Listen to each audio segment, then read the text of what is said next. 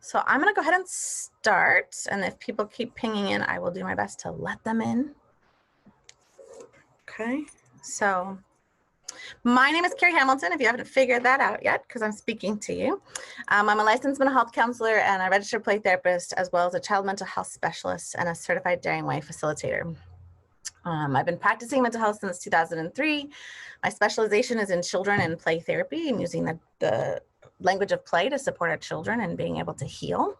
I've got two kids of my own in the Olympia School District. Their ages are 10 and 8, and my son has an IEP with sensory significant difficulties. So I'm in the boat with everyone else when it comes to having a kid with special needs, two kids trying to be online, and my husband is a high school teacher, so he gets to do all of that at home. And we're managing all the stress just like everybody else, which is why I wanted to do this talk, was to kind of give some insight as to where I see myself as a parent, as well as here in the clinic. We get feedback from the community, from our 10 providers here, and we're always trying to make sure that we're staying on top of the pulse of our community. And a big part of that is recognizing the themes that happen, and obviously those themes come and go, and so that's what's happening here. And so during the pandemic, we've been seeing lots of stress, obviously. And so my goal is to give you some guidelines and some information to support your parenting during this stressful time, and to kind of let you know what's going on in our kids' brains and what's happening in our own brains as we go through this process, and things that you can do to support yourself as well as the mental health of your child, with some strategies that we have been repeating ourselves as clinicians for the last couple of weeks, because everybody's coming in with these same stressor points, obviously. And so we're gonna, kind of the overall umbrella of my conversation with you guys today is to talk about regulation before education. So we're going to be learning about how to make sure we're paying attention to parenting to the brain, how to be a thermostat, some predictability and routine stuff, as well as understanding why we need to be have our oxygen masks on first, and why play is necessary. The reason why we want to make sure we're following all of these key topics, again, is because we've been managing the clinic and we've been writing newsletters. If any of you have subscribed to our newsletter, Olympia Therapy, every week I've been putting a newsletter or a blog that gives support to our community about resources that are available to them, things that might help you right now, as well as helping to let you know that we've got understanding of what's happening and how we can best support our kids with what's going on. So these are just some of the points that we're going to be hitting, but I wanted to start our conversation off tonight with kind of giving some important statistics that maybe everyone isn't quite aware of, because we kind of know in the background, but don't always know for ourselves what's happening. So some important stats to realize, and these were all before COVID even hit, right? So this was our baseline before even that came onto the scene, is that 1 in 5 children have a mental health diagnosis, that there's 80% of chronic mental health disorders begin in childhood. So there's a lot of prevention that can be done to help. Depression is the leading cause of disability worldwide. That's a big, huge thing, that it's this hidden disability that no one really wants to talk about, that it's the leading cause for challenges throughout the world. That suicide is the second leading cause of death among people aged 10 to 34. And I would say that I think it's 8th. I think suicide is 8th for children 7 and above, and that's still way too high of a statistic for the leading cause of death for children 7 and above. Then there's depression and anxiety can be present in children as young as 2. I think a lot of parents don't realize that their kids can experience mental health challenges of depression and anxiety, even starting as young as 2, depending upon their life experiences and the things that are happening around them. So as you can imagine, if this was all happening before COVID, you can imagine what's happening now as far as being in this prolonged activation of stress response that we've been in. Our bodies have been trying to figure out what to do with all the stress, how to manage it. Our kids are paying attention to us and trying to see how we're handling it. So overall, we've seen an increase in anxiety and depression here at the clinic across all ages. You might notice this in kids more as, or even maybe as yourself, as withdrawing a little bit more, as well as acting out a little bit more. So the biggest thing is for you to understand and to realize how you're going to respond to this is really important right now, because that will determine how much this, the trauma that's ongoing of the COVID process will actually have long-lasting effects or not, depending upon how we're choosing to parent right now. So our kids are really cueing off of us, where if we're stressed, we need to let kids know that. We need to talk to them about it. We need to acknowledge it. Saying we're fine, everything's okay, don't worry about it. Kids see our nonverbals and they know we're not okay. They know we're lying to them.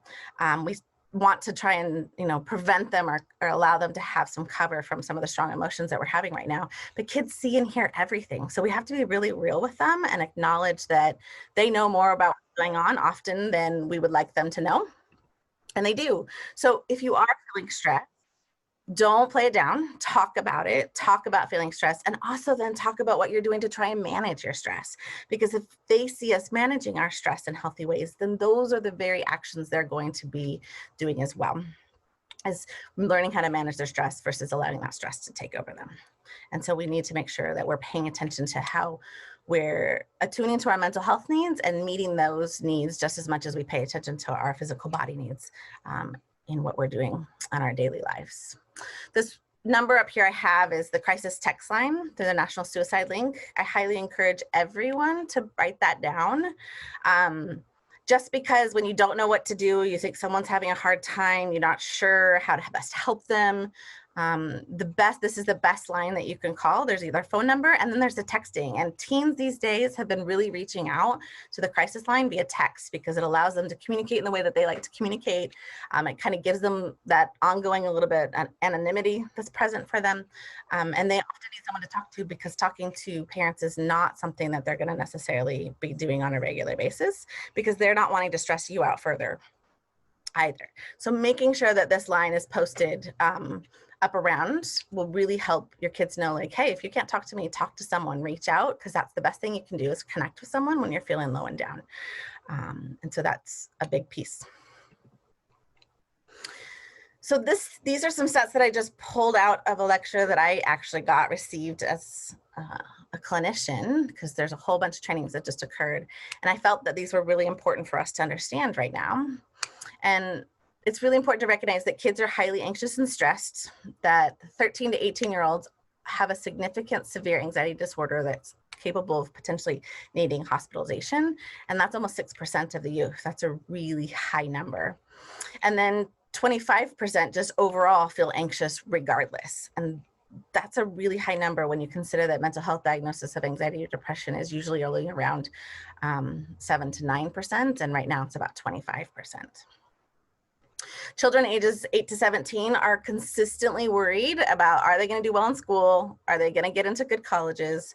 Are the family finances okay? And they're reporting more psychosomatic symptoms. So they're reporting that the symptoms are in their body by saying, I've got headaches, I'm upset, my stomach upset. They're not sleeping very well. They're being more lethargic. We're seeing it more in behaviors that are actually recognized as depression and anxiety symptoms that we need to be paying attention to. And the other part of the study that was done for stress in America was that parents don't realize how worried the kids are. We tend to think that they're not absorbing the stress around us, and they really are. So 20% of children say that they worry a great deal or a lot, whereas that same population, only 3% of the parents rated their child's stress as a lot. And that's a really high discrepancy between 20% and 3%. And so I think we tend to, when we're overwhelmed, we tend to minimize, we tend to downplay kind of what our children's experiences are, unless they're showing us, unless they're telling us. And that can be hard for kids to verbalize what's going on in their bodies and put words to what they're recognizing as stress or anxiety.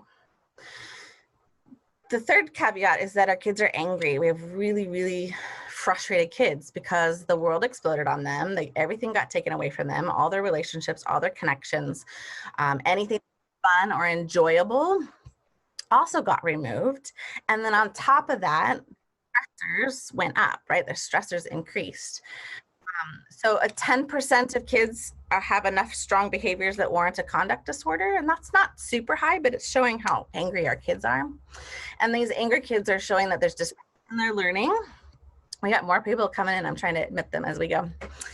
There's disruption, but it's also disrupting the kids' classrooms. And we knew this before COVID hit, right? That kids were really struggling, and they were struggling with their peers who were struggling in class and having a hard time managing. So this leads to decreased student engagement, confusion over expectations in schooling. So it's overwhelming them immensely. The kids are reporting, quote, that parents don't understand their stress load. And I think that's true from working with especially tweens and teens.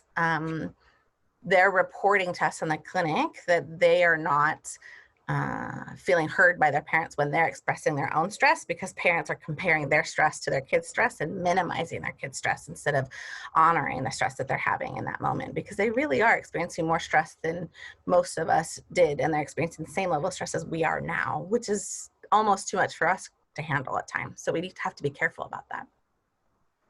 The other thing that kids are reporting is that they're anxious and they're afraid, fearful, worried about telling their parents about it, because they don't want to let them in that I'm having a hard time, because they see their parents are already having a hard time. They're hearing the discussions at the dinner table.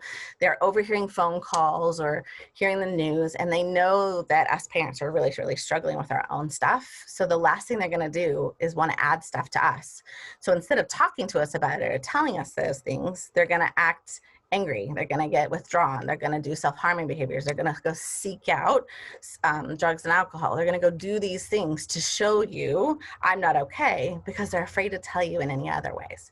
And so my hope is that through some of these skills that we're going to be learning tonight is that you're going to have the ability to connect with your kids so that they'll not feel as stressed or worried about communicating with you about what's going on, and then what we need to do to help manage that a little bit better. I put the quote, what you resist persists, up there as a reminder that whatever we want to resist, whatever we want to avoid, whatever we want to deny, whatever we don't want to acknowledge, right? It's going to persist, and it's only going to become stronger and stronger and stronger the more we try to pretend it's not there. That is true of most mental health things, but I think right now when we're dealing with the stress and anxiety of COVID and the going back to school and the unpredictability of all those things, that when we resist acknowledging them, we resist not communicating about them, not talking about them, not putting them out on the table, then they persist and they persist and they persist, and they're only going to become bigger problems as we move through time. And so we really want to avoid that if we can. Okay, so for those of you who came in the last couple of minutes, I just want to acknowledge that you are being recorded on this session. I'll just repeat myself. Hold on just a second. I just want to acknowledge that you guys are being recorded and that you can put questions in the chat box, and I will attempt to answer them at the end of this conversation, or my presentation, I should say. And if I don't answer them directly, I will respond in an email to everyone with the answers to those questions. So please feel free to put questions in the chat box if things are popping up for you as we continue through the lecture tonight. All right, so parenting to the brain is one of the biggest things we speak to here at Olympia Therapy, is to help us recognize through the neuroscience of Dan Siegel and Bruce Perry that flipping our lid is a really important concept to understand. So what this helps us do is understand how the brain grows and develops and where our kids are developmentally. Excuse me. So I'm going to do a quick demonstration with my hand to help explain the content on this slide. And this slide has further information below that can, in the handouts, that will explain it further. So don't worry, you've got that in the handout, so you'll be able to have it to print out and have it for you in front of you so you can have further understanding of what's going on and to replay it in your brain over and over again, because this is what we do. So the overall concept is, imagine our hand is our brain, right? And from our wrist to our elbow is our spinal cord, and our spinal cord is our central nervous system that gives information up to our brain. And our brain then has the capacity to receive all that information and send messages back down. At our palm here is our brainstem, which is at the back of our head, and that's where all the automatic nervous system is. So that's where our heartbeat, our lungs, all the automatic stuff we don't think about, and the most primitive part of our brain is here at the bottom of our hand. If we fold our thumb in, then this is what's considered the emotional part of the brain, or the limbic system, and this is where emotions, relationships, understanding of what's happening in our world, are we safe inside, are we safe outside, all of that starts to happen below here. And then if you put our fingers down over the top, our cortex grows from back to front, with our prefrontal cortex being in front of behind our eyes. And behind our eyes is where our fingernails are. here in this description. And so what happens is our brain grows from bottom to top, and the more goes from bottom to top as well as from back to front. And so when we flip our lid conceptually, our thinking part of our brain, our cortex, like in the image, goes offline. We're not thinking anymore. What we're being driven by and what we are understood by is our emotions and our body, our sensory brainstem systems. And so when we are not regulated, if our bodies are not feeling safe, then our lids will automatically flip because, like in the triangle that's here, ooh, wow. All right, by the triangle that's here, if our brain stem is not regulated, if our body says it's not safe, if we don't feel safe in our environment, we don't feel safe inside, then our brain stem is going to tell our brain to go offline because it has to do these things first before it can move on up the triangle. And this is the same as true of our emotions. If our emotions are not feeling safe, if we don't feel in control, if we don't understand what's happening, then our emotions will flip our lid. And this is where tantrums and meltdowns happen.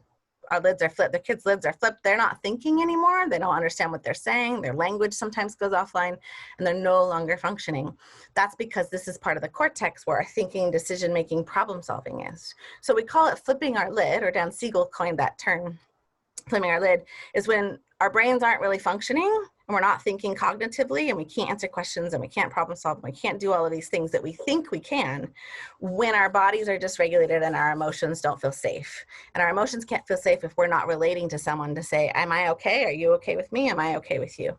And so this concept of flipping the lid helps you to understand that if your kids' bodies don't feel safe and they're not regulated, then their capacity to relate is diminished. But if they're regulated, they can relate and things are great. However, if something's going on that's too hard for them to receive feedback from, then their lids are going to flip and they're not going to think. This is why when kids get in trouble, it almost appears like they're lying. They'll tell you anything to get you away from them because they just want to answer the question and get you out of your face. They don't want to answer what's going on because they can't remember often what's happened. And so when kids are in trouble or they're dysregulated in a place where they're melting down, they're being defiant, they're kicking out, they're lashing out, their words are really being mean, they're doing whatever it takes to show you that their lid is flipped, they're not in a regulated space or feeling safe or feeling connected with. So therefore, they're not going to be able to function in thinking capacity. So this is where talking to them during this time is not very functional until they're regulated. Because if they're not regulated, they can't think, remember? So parents oftentimes, particularly when we're stressed out and our lids may be starting to flip ourselves, we start to talk to try and get answers, and that's not gonna help the situation. That's only gonna escalate the situation, because what we need to be doing instead is calming ourselves down and calming our kids down through being next to us in that calm state. So it's really important that we also understand that our ability to flip our lid is happening much more frequently as parents. I know my lid is slipping more than I would like it to, and I'm usually pretty good at regulating myself and keeping my lid down, but I've been having a hard time lately because we've got decision fatigue. We got all of this stress that's happening around us. What's gonna happen with school? We don't have answers about school. We're struggling to answer our kids' questions, which only frustrates us more. That starts to flip our lid. And as soon as we flip our lid, our kids' lids follow. So our kids are often mirroring what's going on in their environment, and they're the best reflection of our families and functioning because they tell us, are people in our family regulated and feeling okay and feeling connected, or are they not? And everybody's yelling and screaming and disconnected from each other. So we can really tell how well is the family doing as far as how are we being regulated and how are we not. So it's really important for us to recognize, are we flipping our lid and what do we need to do about it to make sure we're regulating ourselves down? Because as soon as we flip our lid, kids flip their lid and power struggle debate starts to happen. And this is where you end up really frustrated and the kid ends up really frustrated and angry and everybody ends up in timeout because you just don't know what else to do. That's what happens. So we got to put our lids back down in order for that to happen. So if you find yourself arguing more, your kids are arguing more with you, they're struggling to listen, you're getting overwhelmed by having to listen to everything and not have answers, repeating yourself over and over again, you're finding yourself wanting to distance yourself from your kids a little bit more because you're feeling overwhelmed and tired because you just can't handle their energy right now, those are all times when you're starting to flip your lid. And as soon as you do those things, kids are radar beacons and they see that and they go, okay, I can do that too. They're just much better at it because they are have littler bodies, stronger voices and can really go for it at that time. So we're going to talk a little bit about what we can do to work on regulating our bodies a little bit more and recognizing when we're flipping our lid, because if we stay in a place of rigidity where we're flipping our lids and forcing them down and flipping our lids and forcing them down, then we're not being in a flexible space, and our kids aren't learning how to regulate themselves. They're just learning how to either be on or off. And on or off is not usually the best place. We want to be in the gray area. That's the happy place, is the gray medium area. So that takes us to the concept of being a thermostat. You want to be a thermostat, not a thermometer. And this metaphor is really timely in the sense of, if you can be a thermostat, we can regulate our temperatures, right? If we go into some room hot, it's 90 degrees, and you walk in and you're 90 degrees, not much is going to change in that environment, right? Where if you go in and it's 90 degrees and you come in at 60, well, you've got some room to wiggle, right, around your kids. So we have to be the thermostats for our kids. Their bodies are learning how to regulate by what they see us do. So we have to start with regulation. Children cannot learn to regulate on their own unless they have co-regulation happen. And co-regulation happens when they're in relationship with us.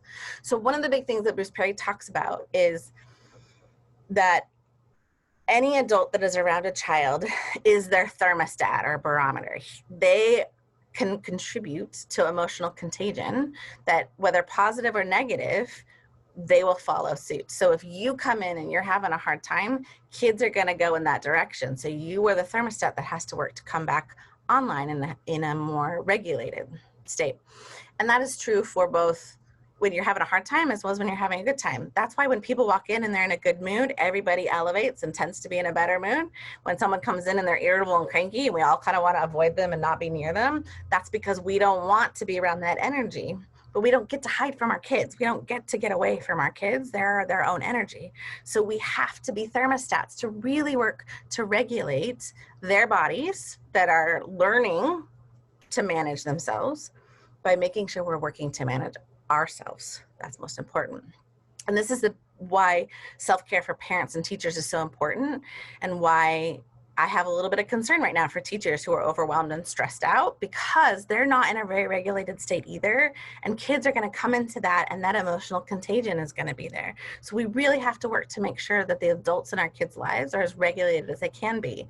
So by us being as good as thermostats as we can be and making sure that we're regulating our kids effectively, the better off they're going to be in the multitude of environments that they're going to be on. And when they're going to be online on a computer, it's even harder because the connection has a disruption to it, right? They're not able to get all the cues. The teacher's not hearing every word or every expression that a child's doing. And that causes struggle for a kid to feel heard in that environment. And so teachers are going to have to work exceptionally hard over the first couple of weeks to reconnect with these kids and make sure they're doing so from a regulated state. Because if they're presenting themselves on the screen as chaotic or frustrated or struggling, then the kids are all going to flip their lids, just like teachers flips their lids. And so if you've got any teachers out there, pass this along to them. They have to be regulated in order for our kids to be successful online. And it's a hard thing. And it's more than doable. It's something that I've been practicing for a very long time. And everyone here, even though I can be fairly good at it, I still struggle to flip my lid sometimes, but it's my success in bringing my lid back down by applying my self-care strategies and making sure I'm regulated that allows my kids to not go to that dysregulated state as often, okay? If you want to know a little bit more about that, our latest blog on Olympia Therapy, there's a Playful Wisdom blog. And our last week's blog post was all about this, all about finding regulation for yourself and specific activities that you can do to regulate yourself as well as your kids, and how to do it together. Because ultimately the best way to regulate yourself is to do it in playful ways and to do it together. It's the quickest way to bring it down. If you think about a time when your kid was having a hard time and you were able to make a joke or be silly or make a face and it switched it instantaneously, that was connection and regulation happening right there. And that's what we have to do more often, is when our kids are having a hard time sitting at the tables or not wanting to engage in school, our job is to connect with them to say, I get it, I understand. This is really hard. It's new and different. I'm here with you. We can do this, and help them go through it. After the first week or so, they're going to get the routine of back to school. They're going to understand what their teachers expect. They're going to understand what expectations for school, for actual work is, and how that looks. Because right now it's all these unknowns that are making kids be really close to flipping their lids. And for us parents, we're struggling to have answers, and we're angry at the district for not giving us the answers so that we can prep our kids. So instead, we just have to work to be really good thermostats and be highly flexible in order to know what's going on for them in a way that allows for that to happen effectively. Okay? So I highly encourage you to look at that blog post, because I only have an hour tonight to give you a whole bunch of examples, but I'm going to make sure you have lots of different resources as well. Okay, so next, predictability with flexibility. So it's kind of almost cliche about how often clinicians and therapists will say, okay, well, let's talk about your sleep and your eating and your exercising, and are you being socially connected? But there's a reason for that, because these are the things that tell our lower body systems, right, that we're regulated, okay, and ready to go. So that's why we got to have them. So as we're moving into getting off summer schedule and moving into school schedule, it's really, really important that sleep hygiene is happening. And sleep hygiene is going to bed at the same time, understanding, having a bedtime routine that helps them move in that direction, and it's the same every night, having the same bedtime every night, don't adjust it at all, making sure it's right on target, because it takes a while for them to continue to move, to get adjusted back to that new sleep routine. And most schools are starting around 9-ish, 8:30, 9-ish, but they're not having to do the busing, or they're not having to worry about getting to school. So it's buying some time. So making sure kids are getting as much sleep as they can, and know that kids should actually be sleeping more right now, because the higher their stress levels, the more sleep they need, because that's where recovery happens. The only time kids grow is when they're sleeping. And so that's when the growth hormones are shooting through their system, is when they're sleeping. So really making sure you've got some good sleep strategies under your belt for your kids and for yourself is extremely important. We all know that healthy eating is really important. Making sure you've got healthy snacks, that they've got easy snacks that they can grab. In our house, we have a basket that the kids can grab those snacks anytime for any reason, if they're hungry, because that keeps them fed and healthy. So hunger is down here in our brainstem. So we got to make sure that if they're hungry or thirsty, that they've got that happening, and that they're able to meet that need without always having to bother you for a snack, because that's the worst thing, is when you're trying to get something done and the kids are asking for every little thing. So creating a plan around meeting their needs in that way can be a really successful way of managing that. Exercise and movement. Our kids are not going to get as much movement as normal. We know this from the summer because they're restricted. They're in the house. We know what's going on. And so we need to make sure we're doing more movement things, having dance parties, having wiggle sessions, having them do some jumping jacks, having them do some physical activities of running around the block during break time or passing time, whatever it is. From Bruce Perry's work, we know neurobiologically that the brain only learns for about 15 to 20 minutes before it turns off. So we have to, when they've engaged in learning for 15 to 20 minutes, getting up and walking around the house, getting up and doing some silly animal walks, or going up and down the stairs a few times as fast as they can. Those are things that move the body to re-engage regulation to happen, so that then they can sit back down and continue to do their schoolwork. So making sure you have identified movement breaks throughout the day is going to be a lifesaver when it comes to moving your body. And yes, they're going to be resistant. My kids resist too. I don't want to, why do I have to? Because if our bodies aren't working successfully and they're feeling lethargic, then our brains are going to feel lethargic, and that's hard to learn if our brains aren't online. So we have to move our bodies in order to have that regulation to be happening. So we talk about that with the kids. We talk about, if you don't move your body, your brain's not going to turn on. We got to move our bodies in order to turn our brains on. That makes learning easier. Instead of a power struggle and arguing with me right now, let's do army crawl across the room and see what happens, right? Like, you're being silly, you're in connection, and you're moving your body. Those are excellent ways from which you can engage that. And I know that when the first couple of weeks, as we're trying to manage how to work from home, Are they with someone else that's giving them education, or are they being present? How are you going to make sure they're going to get these things in? Schedule them, create a schedule, create a visual schedule. Even if you know your kids got it and understands what the schedule is, a visual schedule helps everybody to know what's next, what's in line. Use a whiteboard, create ideas, write out movement breaks today are jumping jacks and wiggling around like a snake on the ground, or being an octopus, right? Like just something silly that lets them know they need to move their bodies. Because if we can get them in healthy habits and routines now, we're helping them understand that we can be flexible more often if our bodies are taken care of.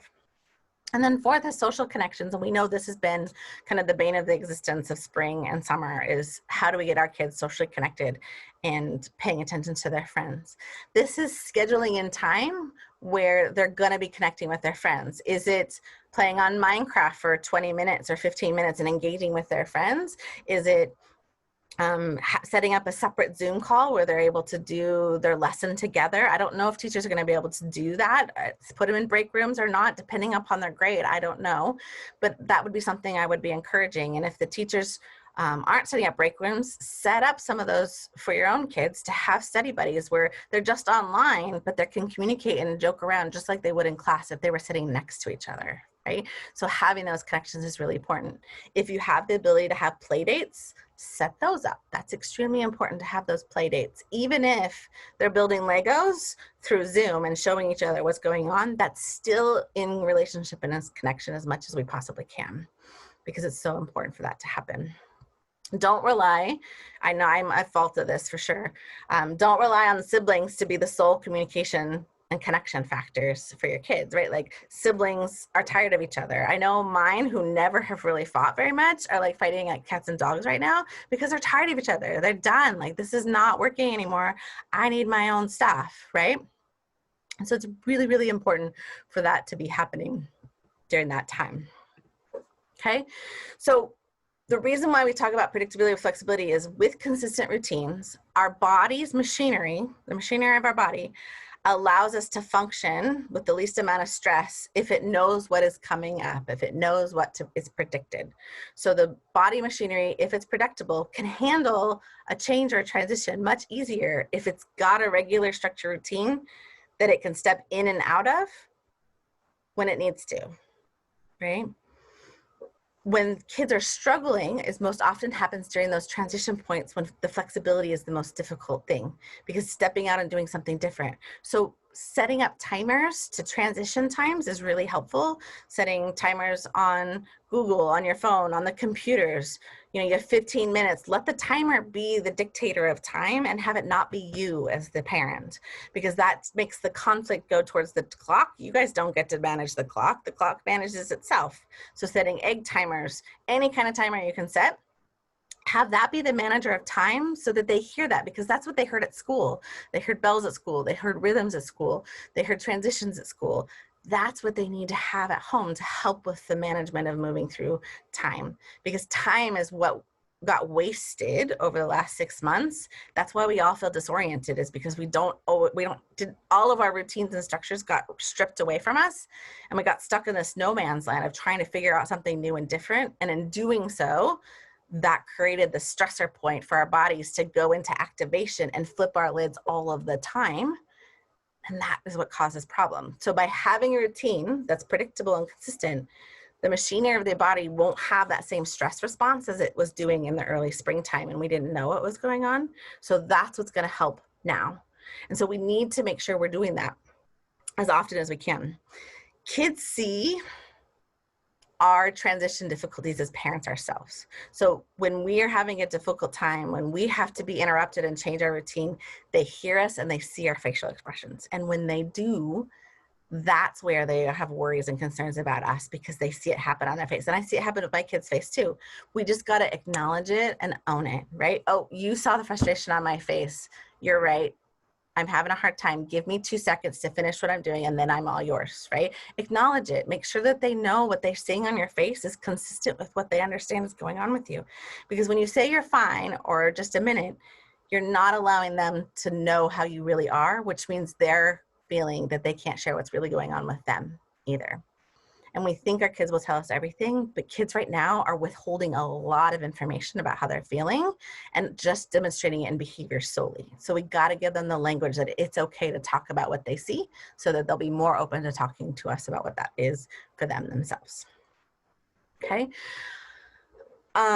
Sometimes I'm looking at all my points here. That's why you guys see me looking down.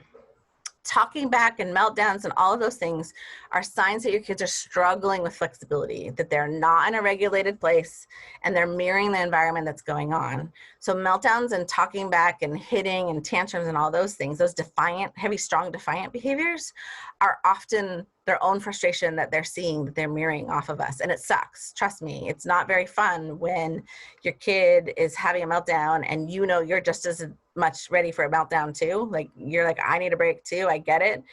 But we stay in that place of trying to over enforce instead of sitting down and saying, this sucks. We're not doing so good right now. And remember, you got to go back to being that thermostat. What can I do right now to respond and tone things down and bring our lids back down? Because our kids don't have that capacity to do that on their own. That's solely our responsibility. So the more that we can respond in that way, the more our kids learn that that's what they need to do as well. But it's really important that you recognize that they see everything on our faces. My kids know when I walk in from the door, they can tell if I've had a good day or a bad day by what's on my face. And if I deny and say, no, everything's fine, then they learn that they can't trust me and that I'm lying to them about what's going on because they know I'm not okay. So I have to say, oh, I had a really hard day, or I'm really tired. You're seeing tired on my face, or you're really having a difficult time right now. That's okay to do those things. It's okay to acknowledge to our kids the feelings that they're seeing on our faces because they might as well know what they are anyways because they're seeing it anyway. So let's be honest and truthful about that as well. Okay. All right. Trying to get through everything. We're doing pretty good, guys. All right. Thank you for everyone who's putting resources up in the chat box. I really appreciate that. We can all use more resources fantastically. All right.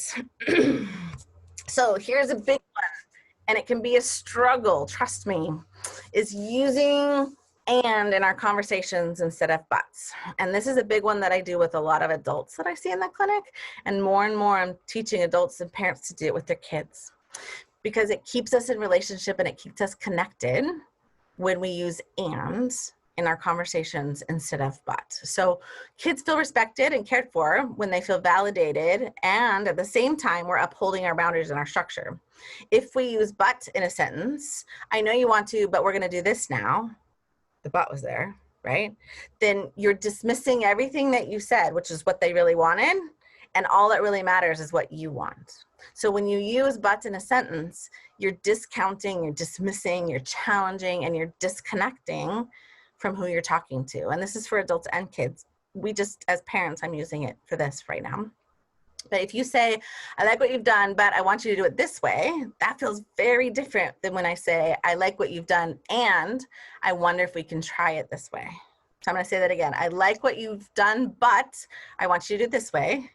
Feels a lot different than I feel like what you've done, and I wonder if we could try it this way. It allows you to hold to two truths, right? It's not making one opinion higher than the other. It's saying, I'm hearing you and we still have to do this, right? It allows you to set boundaries and acknowledge the validity of someone else's feelings without having to do much more than just replacing that word. And this word, but, we say but all the time. Like it is, I don't know if it's our American culture, I don't know if it's Northwest culture, but I know the more buts we say in communication, da-da-da-da-da, but, da-da-da-da-da, but, da-da-da-da, but. The more you say it, the more negative your lens is, the more focused in on the negative stuff, the more but you use in conversation. So just by using and instead of but will shift your relationship with your child because it allows them to feel connected. It's not saying I'm better than you, or you know right, or I know wrong, or this is wrong, or this is right. It's just simply saying, and we can do it differently, and I can support you, and we're still going to have to go. I still want to, a kid can say, I really want to go to Johnny's right now. I know you want to go to Johnny's. I hear you want to go to Johnny's. And right now is not the time for that because we have to do this instead. I know you want to go to Johnny's, but you need to do this instead. That feels disconnected. That feels harsh. That feels not relationship. And you didn't really hear me. You're just telling me no. right? But is no to most kids when they hear it. And so they often will have a reaction before you have even finished your sentence because of that one word that they heard, that they know now you're going to do the opposite. So the more that you can use and in your conversations, you'll be surprised to see the shift, one, that your lens of framework changes, as well as that what that happens for your kids. So another way to say it, or another phrase would be, you want to play, but I told you to get ready for school. That happens probably every morning to most of us, right? I know you want to play, but we have to get ready for school now, but we have to go get dressed, but we have to go eat breakfast. Instead, it's to say, I know you want to play and it's time to get ready for school. So I know you want to, and we need to do this. It's much more easy, and there's going to be less of a power struggle if a kid doesn't hear or feel no in the sentence, because there's nothing to argue about. There's nothing to challenge about because you've acknowledged it for them. Half the time, kids just need to feel validated and heard that you get them and that you understand them, and they'll move on through. There's still going to be some resistance. Yes, some kids are like, yeah, I want to play right now. Yes, I know you want to play right now. And it's time for school. And go get dressed, go get your lunchbox, go get your shoes, whatever it is that needs to happen, and disengage and go do whatever. Kids slowly will move if we give them that little bit of time to transition and we haven't told them no, because we're just saying we need to move on to the next thing. And it's not about who's got authority or who's supposed to be doing what, which our world is set up with rules of black and white and who's got authority. So the more collaboration and connection we can give them, the more likely they are to follow through with the expectation. They might be grumpy as they're going down the stairs to go put their shoes on. They're still going down the stairs to get their shoes on and not playing anymore. I'll take it. Right? Like that shift is a big difference. I would rather have the grumbles of getting it done and know that there was compliance, and for me to be able to say, thank you so much for choosing to put your shoes on. That's a great reflection to them to say, I know that was hard and you still did it for me. And now we're able to get our morning to get going. So it's a really big skill that seems really simple. I promise it sounds simple, but I challenge you all that when you hear yourself say but, to say and instead, and to switch it, because you cannot say the same type of words after the use of and that you can with but. And you can use and instead, however, just discontinue using that word but, and you'll see the connection of your kids become much more consistent and strong, and they'll be much more compliant with you if they don't feel like you're trying to tell them no all the time. Okay. All right, this is a big one for lots of us, is we got to connect with today. We've got to lower our expectations. We have to lower our expectations this year. Our kids are not going to achieve or do the same stuff. They're experiencing current trauma at low grades, which means they're in activation, so they're more likely to be flipping their lid more frequently. And when kids are experiencing stress, they're not capable of learning, right? If their lid is flipped, they're not going to be learning. They're not capable. Our brains are not made that way.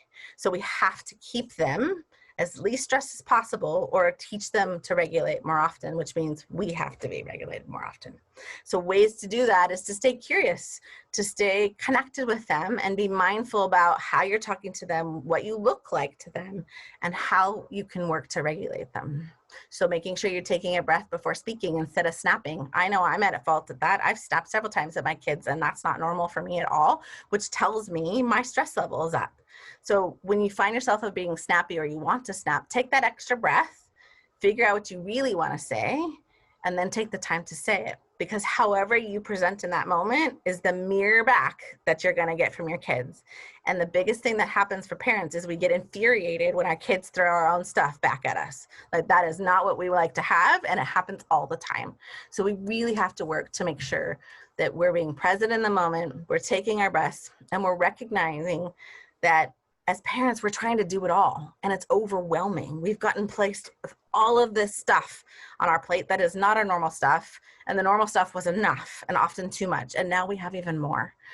So another analogy that we often use is you have to put the oxygen mask on you first. You know, everybody who's on a plane, you got to put the oxygen mask on yourself first before you can put it on your child. The reason for that is if you're not here and not present and not available, you're not going to be there for them. If you try to put it on them first and don't take care of you, then you could die if there's no oxygen and the kids are left alone anyways, right? So the oxygen mask analogy is extremely important. You have to put yourself first, because if you don't, you're going to really struggle with managing everything else. So a big piece of that oxygen mask is making sure that you're doing your own self-care, you're managing your own stress, you're acknowledging your stress, and you're providing your kids the words to acknowledge what they're seeing, right? And make sure you're doing your self-care. We have another blog post from a couple weeks ago about self-care, because that's all we were talking about for a while with a lot of parents. So there's a self-care blog that talks about all the what self-care really looks like. And it's not just the simple pampering things. It's what are you doing on a daily basis to try and make things a little bit easier? Where are you giving yourself a little bit of grace and not stressing too much about the outcomes? Because we don't know what the outcomes are going to be. So we have to adjust our expectations, and we have to adjust them now. All kids, we can think they're going to be behind. Yes, I'm worried about my son and his IEPs not get met. All of those things are concerns I have for myself. But I also know that if we are not in a good place, they're not going to be able to learn to regulate. And regulation is more important than learning right now, because managing our bodies and our brains and our mental health is much more important, because learning can happen anytime. Whenever their brain is online, they're learning, and kids are naturally curious and they want to learn things. So they might not be meeting the marker points of what we expect or have expected in the past, but none of that is true anymore. The whole world got put on pause this year, and none of that is going to be the same from what we thought it was. There are things that marker points that we used to manage and know what those were going to be for the following year, those might not exist anymore. Something new is going to be put in that place. So that's where we have to be flexible and predictable in our routines, and we can adjust when information comes. But ultimately, if our kids see us being regulated and they know that we can help regulate them, they're going to calm down. And that's our most important thing, because if our kids are not calm and they're not in a place where their lids are down, they can't learn anyways. So that goes back to that regulation before education that I talked to about before. So a big piece of regulating kids is giving them more play. And this is hard because my husband's a teacher, so I get it, but play is a necessary component for children. It's not trivial. It's not them just spending time to spend time. It's how they actually understand the world. So a phrase that we have in the play therapy world is to say, birds fly, fish swim, and children play. It's necessary for their development, and it's key to their overall health. They have to have it. So children learn about their world. They regulate their bodies and their brains. They have lots of thoughts and emotions.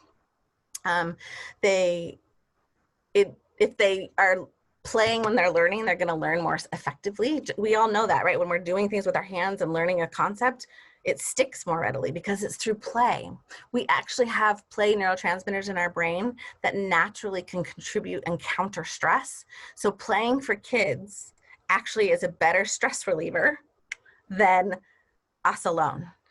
They have a natural built-in stress reliever that us adults have seemingly forgotten to do because we don't have time to play these days because we're trying to manage everything else. So make sure your kids are playing. We say 60 minutes a day, uninterrupted play at the minimum. That's no screens, not video games, no screens. They're using their imagination, they're using art, they're constructing something, they're playing with Legos, they're doing something from which they're engaging their whole body and their brain in the engagement of play. And that will heal the stress that they've encountered throughout the day if we give them time to play. So oftentimes this summer, my kids have been playing for like 2-3 hours, and I don't want to interrupt them because I know that in playing, they're healing themselves. They're doing what they need to do naturally to take care of the stress in their bodies. And when I have to interrupt them to eat and they yell at me, I'm like, okay, well, here's dinner on the table. I'll let you continue to play. And eventually they come and eat because their needs need to be met. But overall, we have to make sure that our kids are playing more. So if your kid needs a day during the start of school where engaging is really hard and they just want to play in their room and they want to play Legos that day, let them play Legos for that day. They're telling you what they need to manage their stress. They're telling you what they need in order to not blow up, to not flip their lids. Let them do those things. And that will really help to facilitate their own growth and development if we allow them to play more. It's not trivial for kids at all. Okay, I'm getting a couple questions that I knew were going to come about teen playing and tween playing, right? When there's lots of restrictions these days, and I get that. So we have to help them do more. I would say art's my go-to. They need to be creative. They need to find a way to have a creative outlet. Have them show you how pissed off and angry that they are that they don't get to play soccer or football this year. Have them draw it out. Have them get a big piece of paper and use paints or whatever they want to show their anger and frustration. I guarantee you they will feel better because it's in that expression that they feel heard and validated and understood. And that's a huge thing for our teens that have had a lot of things ripped away from them, all the things that they plan to do. But art is the most amazing way for them to be able to facilitate expression and show us. Like I tell kids, I'm like, okay, here's some eggs, here's an egg carton, here's a wall. You get to show me how angry you are with these eggs and throw them at the wall. Kids get to express themselves. They get to get it out. They get to throw, they get to do.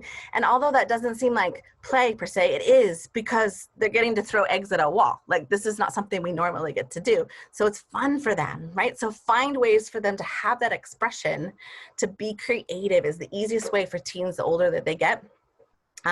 May have them make up a game. If they've got younger siblings, have them make a game up for their younger siblings to have to play. That's an extreme way to be connected and playing all at the same time. And I'll give you guys some more ideas for tween and teen play in my email, I promise you. Baking is great. Yeah, I see that. It's always play. Anything that they're being creative and mastering and doing something new with their hands and they're engaged, that's considered play. So encourage them to do that more. If they've got an art where they're doing photography, so they're going to go out and take pictures, that's play.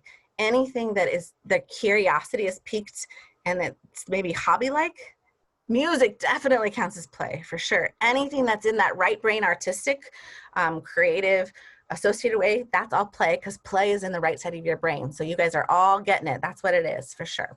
So play, play, play. If your kids are playing and need to spend the day playing, spend the day playing. Play with them is even better if you can play with them and engage in that with them, because that means you're understanding that it's worthwhile for you to engage in their world enough in that way. Okay, so I think I hit the play point well enough, I think.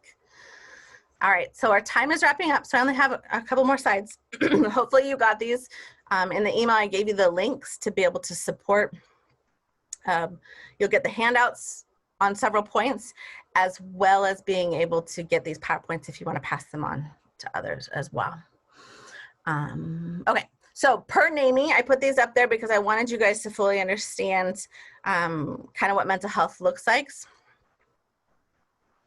And for younger kids, right, you're going to see temper tantrums, worries, fears, complaining about somatic things is very common. They're constantly need for motion. They can't sit still.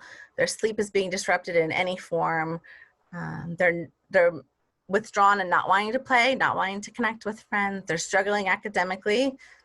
If that's the only concern, I wouldn't worry about that right now. But if it's in combination of all these things, then that would be that concern.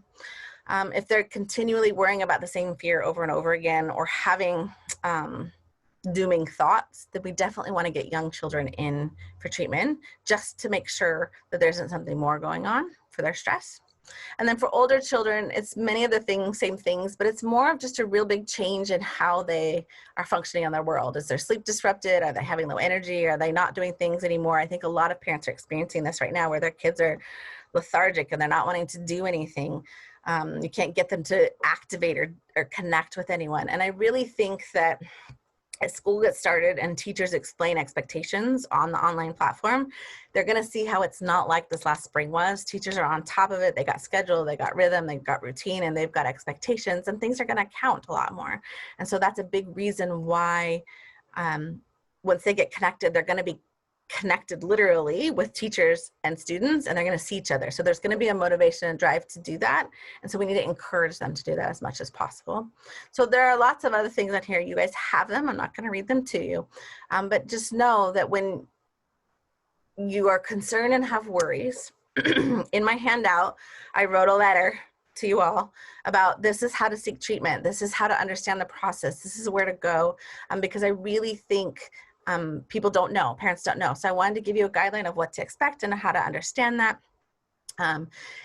Most clinics are really, really full. Most professionals, clinicians are, our caseloads are full right now because things have been really hard. That doesn't mean not to get on a wait list. So if you call and you've heard someone, there's word of mouth, you think this person would be a really good connection for your child, get on their wait list. Wait lists can be anywhere from a month to a couple months, but you never know because people disappear in and out of therapy at times. And so we can never accurately predict what our caseloads are going to look like. And so being on the wait list is the best option. And also remembering to not wait until everybody's lids are flipping, to not wait until everybody's at a breaking point, because if you've waited that long, that's like you've waited till you're having a heart attack instead of knowing that you've had some symptoms all along, right? So you need to make sure that you're paying attention to these things and being more preventative and paying attention to the needs of the kids overall before you're at the crash and burn point, for sure. This is why I wanted to do this talk, was to help understand kind of what those points were and to give you guidance on where to go in order to meet your needs of your family, because everybody's struggling right now. There isn't one family out there, including my own, excuse me, that is not being impacted right now. Overall, the biggest thing you can do with your kids besides regulating them is staying connected. Bruce Perry is the traumatologist I've been talking about. And even though he says all of these things can happen in trauma, the biggest thing that you can do for your future of your child is to be connected with them, because it's a better predictor of health than history of adversity.